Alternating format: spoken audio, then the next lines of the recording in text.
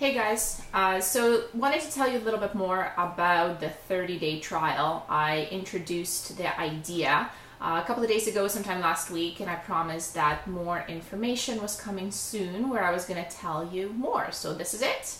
I first learned about the idea of a 30-day trial a number of years ago, probably more than 10 years ago now. When I was still in university and I was following this guy online. He was one of the first bloggers out there. His name was Steve Pavlina, and he was heavily into personal development and experimentation. So quite a weird dude, which is why I liked him a lot. And he came up with this idea of a 30-day trial. And the term was based on 30-day trials for software, because his background was in programming. And if you've ever tried to purchase software, you know that you can sign up for a free 30-day trial, whether it's Microsoft Office or whether it's Adobe Photoshop.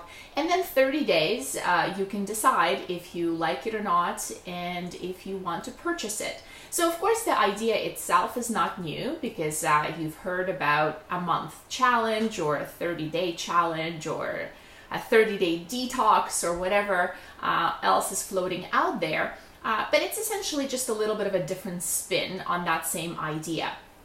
And the idea here is that in general, permanent behavior change is difficult when we consider things that we want to adopt, so healthy habits we want to pick up, or maybe not so healthy habits that we want to drop or stop.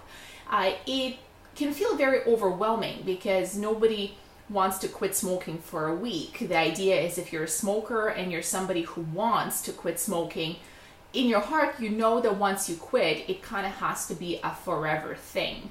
And the same applies to eating better or exercising. It can be quite big and insurmountable, seemingly insurmountable, to think that for someone who's sedentary, who doesn't exercise, or who has been out of the gym and out of physical movement for whatever reason, whether it's injury or just life circumstances for a long time, once you start exercising, you have to keep doing it forever. So the idea of a 30-day trial is to take that pressure off a little bit, because we're not doing anything permanently, but rather we're doing it for 30 days. And just like with a 30-day trial, there is no commitment to forever. Your commitment is only for 30 days. So it's a great approach to either build a habit, if this is something that you are considering, or experiment with something new that you've been thinking about but haven't really gotten a chance to try yet. So let's say you've always been curious about a vegetarian diet. A 30-day trial is a great way to play with it, to try it on. And it's not that long, yet it is long enough for you to really feel the effects of whatever behavioral change that you're considering. It's not quite 3 days of eating a vegetarian diet, it's 30 days. So chances are you will notice if there are any differences. So that's a little bit about the why of how 30-day trial is structured. It's commitment for 30 days and nothing more. And it does take an edge off quite a bit from that anxiety and pressure that we may feel for taking up a behavioral change permanently. So temporary change, only 30 days. And I've asked you in the last video to start considering what are some of the behaviors you may want to adopt.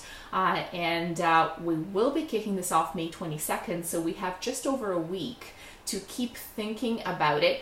And in the next video, I will tell you about the rules of the 30-day trial. So have a couple of options in mind about what you may want to do, because things may change for you a little bit once you hear the rules. And there are rules. So I'll see you in the next video. And yeah, 30-day trial kicking off super soon.